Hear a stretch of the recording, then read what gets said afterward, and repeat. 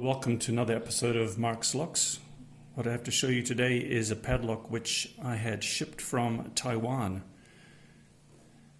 It's got two keyways, and you may be familiar with this sort of design where it's meant to go over the brake disc on a motorbike and lock into one of the cooling holes in the disc, stopping people being able to drive away with it.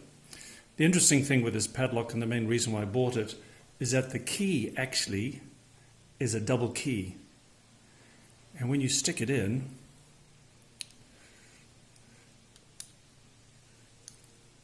one way or the other, that way, and you turn the key, what you can see is both of those turn at the same time.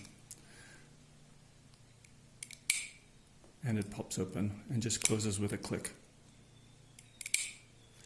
So quite an original design.